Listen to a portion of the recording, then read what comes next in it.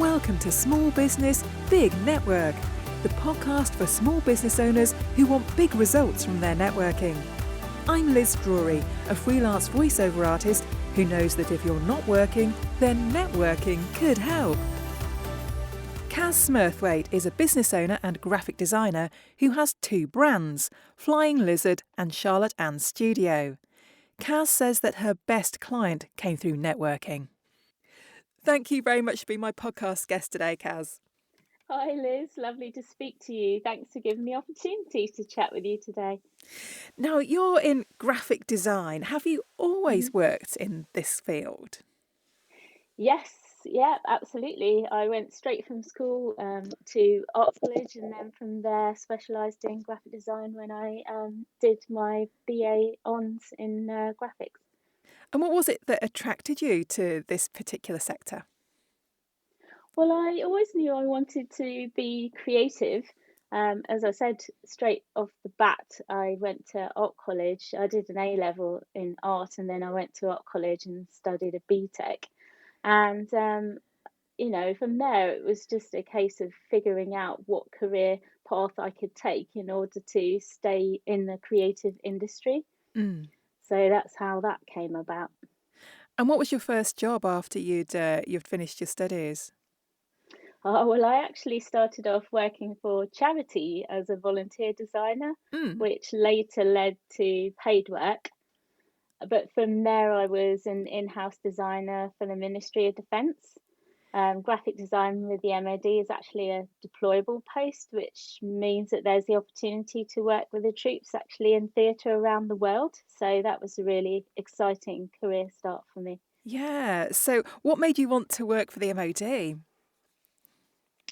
Well, funnily enough, it was because my next door neighbour worked for the MOD in the very graphic design post that I went into. She was retiring and she recommended that I take the post because she very much enjoyed her time there.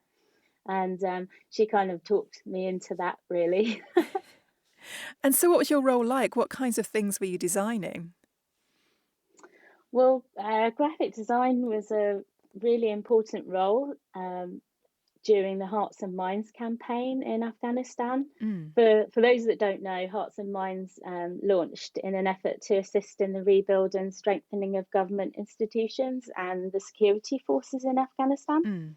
So working with a team of ISAF soldiers was a really exciting challenge, and it stretched my abilities both as a designer and an artist. But yeah, I think initially it was working in-house in the UK, doing things like training materials, everything from signage for the camp to help you wayfind through to training materials and things like that. So it's quite varied then. Really, really varied, yes. And you're working on a team of other multi-talented designers. So you all get to kind of do all sorts from designing maps to all kinds of things. It was just manic, really. Yeah. And it's not the kind of thing that you think about, a job that you think about. And I suppose if your neighbour hadn't been doing that, you maybe wouldn't ever have come across that career. No, definitely not. I was applying for jobs with graphics agencies as a junior designer to get my first role as a junior. So it just never even was on the map. Now, you said that your role was actually deployable, and you were deployed. How did that come about? Yeah. Well, it was a conference. So the MOD has conferences once a year for each of the different types of role that they have. And there is a large graphic design conference where everybody who's in the media and design sector from all over the country, every base in the country has a media centre. And they all get together and share what they've been doing for the year, and also opportunities for job roles that you might want to move to another camp or something like that. And there was a talk about deployable roles. So I went along to that because I thought, well, I didn't even know I could deploy. That sounds like an exciting opportunity. Fab. and went along to that and got really fired up, and they told me all about where I could deploy to, and it sounded like an unmissable opportunity. I just couldn't wait to apply for that kind of role.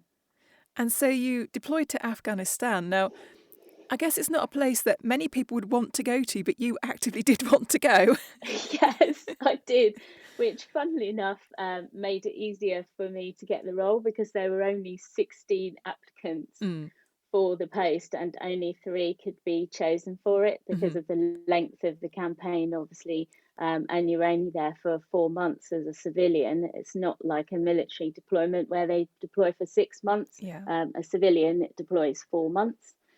So, yeah, there were just 3 people for the duration of that campaign. And yeah, I kind of felt almost as if the role was already mine.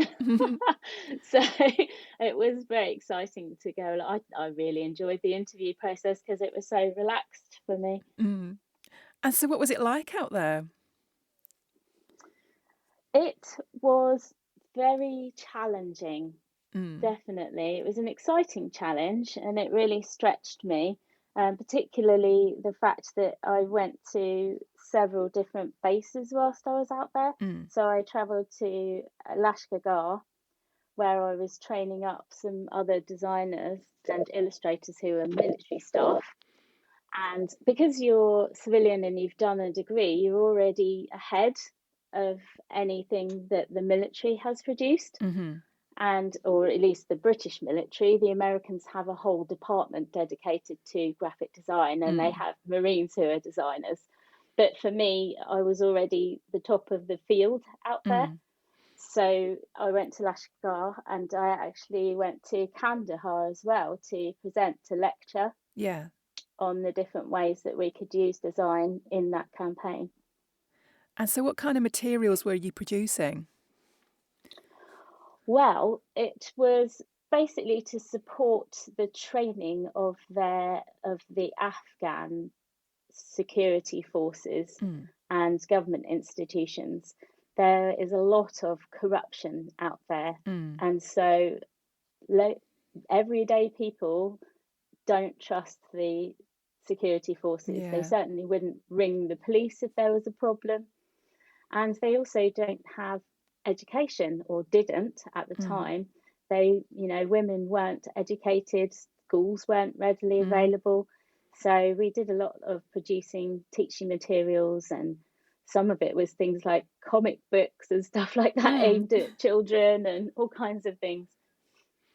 Yeah, and that, again, it's not something that you imagine that goes on in the army. No, it's not. But it's all a very essential part of preparing to exit the country, because if they don't have the security support, well, we all know what's happened now in Afghanistan. Because we exited very quickly in a rushed manner, we hadn't quite got there in terms of the support. We needed to stay in for a bit longer, really. But I completely understand why people wanted to pull out. It's a different world these days in terms of battle and Yeah. So were you among the last of the designers that was out there? I was the last designer, yeah. Yeah, I was. The post was disbanded after I left. And so what happened when you came back? What did you do next? Well, I went to work for another company who was contracted to the MOD. But then after about 2.5 years, I realised that I wanted to start my own company. I was ready for the challenge. After deployment, things seemed very mundane back in the UK working as an in-house designer. So the challenge of starting my own business and to shape the type of design work I was doing was just something I couldn't put to bed. I had to do it. Yeah. Once I'd formulated the idea. And so when was that? When did you set up your own business? I think we've been in business, it'll be 10 years this year. So my husband and I both own the company together, and we both do different aspects of running the business. So you've got two brands, Flying Lizard and Charlotte and Studio. So tell me about those two different brands that you have. Yes. So Flying Lizard is a graphic design agency. We specialise in design for large events, stuff for the tourist industry and branding, but we also offer a range of other services as well. I believe you're giving a link to my website so Yes, that that will people be can in see the what's show on offer notes. there. Yep. Yeah. And as if that wasn't enough to keep me busy, I also started Charlotte and Studio, which is an illustration, arts and art licensing business. Mm. I do surface pattern design for product packaging and also sell my own work on gifts and cards. Sounds like you've got a lot going on there, Cas. Yeah, I know the two businesses overlap, Mm. but with the illustration aspect of it, and I was already doing illustration with the graphic design business, but Flying Lizard is more focused on business to business, Yeah. and art is business to customer. So they both need very different branding for the Yes. different audiences, and it made sense to separate the two. Yeah. I'm really lucky to have the training in brand design so that I recognised that need and was able to implement it myself. Yeah. So tell me a bit more about Flying Lizard then. Who are your clients? What kind of businesses do you work with? I tend to work with events organisers. It's large events, so I might be doing everything from tourist events like things that like music events, Mm. perhaps. It might be conference events.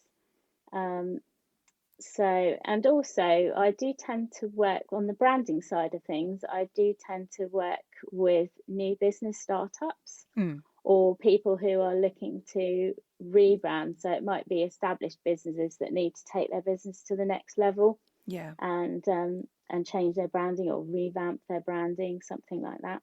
Yeah. So, So what specifically do you do for them? How do you help them to move forward? well, a brand is kind of, I think people think that brand is just your logo and your Mm. customer facing, which is where we start, but also it's to do with your company ethos and how you appear. It's like your shop window to the world, if Mm. you like. So it's in everything that you do, what you wear, what your uniform looks like if you wear a uniform. It might be the way you answer the phone to your clients. So you have to, a brand package kind of focuses on telling you who your audience is and how you reach that audience, the type of imagery that you use, everything that a customer sees is tailored to them. Yeah. And why would you recommend that people work with you rather than try to do this themselves? Just because it's with anything, it's always better to look to somebody who knows what they're doing, really. I'm a trained in graphic design and building brands, so I can help you. We normally start with a kickoff meeting where actually we don't talk about branding as such at all. Mm. So I would talk with you through what your aims are for your business, what kind of customers you think you might want to work with. And from there, we can talk about how to reach those customers. So it's basically almost just having a chat, really. And I think it can really help people clarify in their minds what they're trying to do with their Mm. business. Yeah. So let's talk about networking then. How are you using networking for your business? Well, networking really helped me get off the ground in the early days. I Mm. got my first opportunities from other business owners, and it also helped me forge a network of supplier relationships for things like print and signage, all the things that are essential to run my business. And later on down the line, networking with other business people in the same industry was vital to my Mm. growth as I needed to outsource work during my busy times when Yeah. I couldn't cope with the workload. I think it's an essential part of any business networking. It Yeah. teaches you a lot about how other successful business owners run their businesses so Mm. that you can see gaps or room for improvement in your own business. Yeah. And you build a network of owners who are facing the same trials with their own companies. So it offers moral support as well. Yes, yes, definitely. Now, I believe that one of your best clients came from networking. Tell me about how that came about. It was a chain of events, really. I started going along to a networking group that was it was government funded, Hmm. and it was basically for business startups and businesses who wanted to focus on growth. It's called the Growth Hub at the Yeah. time. And that led me on to, they give you a lot of help and advice in running your business and how to improve things. And that led me on to joining another group, which was focused on creative businesses. And then from there, I got some much bigger clients. These government run initiatives are actually really good for business because they recommend you Mm. to other businesses to work with. So that was how it essentially happened. I was recommended by the business networking group that I was in to much larger client than I would have reached otherwise. Yeah. And so tell me about this client. Where are they and what do they do? It's actually the Isles of Scilly tourist board. I I was based in Cornwall at the time, so I Hmm. was part of the Cornish business networking growth hub. And so I got to reach a lot of Cornish clients at that time. And a lot of them were in the tourist industry. And so they're quite big, chunky, nice projects which are across the board, everything from advertising to events graphics and like posters and all kinds of things, basically very large projects. And they involve a lot of social media advertising as well. So Hmm. you get social assets, and it's just a much bigger job. Yeah. And so have you been to visit the islands as part of your job? I have. I've been lucky enough to go across there because I now have several clients over there because they built off the tourist industry. Mm. And I now work for the museum and also the council in some aspects as well. So that's been a great network to be a part of then. Absolutely, absolutely. I can't stress enough the importance of networking and how much it can do for your business. It's just a fantastic tool.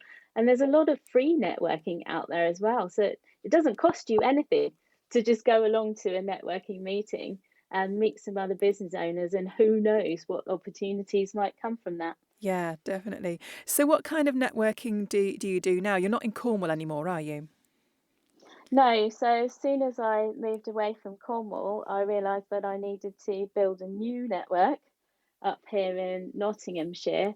So I started going along to some of the local online networking Hmm. groups.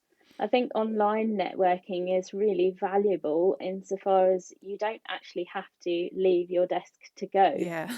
It can be quite time consuming if you have to go to a venue, you've got the travel time to the venue, then you've got the meeting, then all the chatting and Yeah. everything that Yeah. comes afterwards, getting to know people, and then you've got the journey home as well. And I sometimes find that it equals half of my day gone just Hmm. on a networking meeting.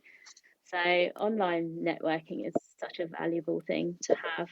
It can be via Zoom or um, yeah, usually via Zoom or Teams or something like Yeah. that. Yeah. So if there is a new business owner who's listening to this who hasn't started networking yet, what advice would you give them about networking?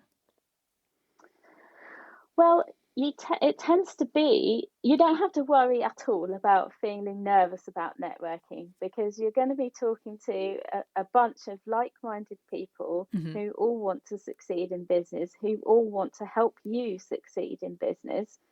And it's a really great way to gain support and also not to feel so lonely. Yeah. Sometimes, as a business owner, you can feel really lonely running your own business, even if you have employees.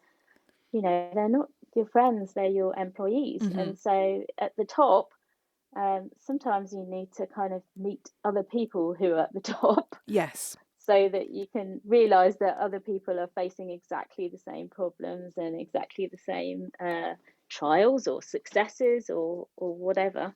Yeah. And it can make you feel less isolated. Yeah. So I guess that networking is something that you're going to continue to do. Absolutely, always. It's essential, whether it's Zoom in person or social networking, because you've also got social networking. It's a way to reach another audience. You have to consider every possible avenue for your networking. Yeah. And that's what builds it in the best possible way. Yeah, definitely. So just finally then, Cas, how can people find you if they want to know more about you and your business? So there are contacts on my website, or everything, all my contact details are on the website, so you can easily get in touch with me. And I also, I've always said advice is free. So I don't charge for initial consultations, and I don't charge for just having a chat and giving some advice. Even about your business, I'm very keen to help people set up their own businesses. So I will happily link you in with the networking groups that I go to, and also talk about my own experiences. Lovely. Thank you very much. Well, I will make sure that the link to your website is in the show notes so that people can find you easily. Thank you. Thanks very much. Thanks for listening to Small Business, Big Network. If you found this podcast useful, please do rate, review and subscribe. And don't forget to share it with the rest of your network too.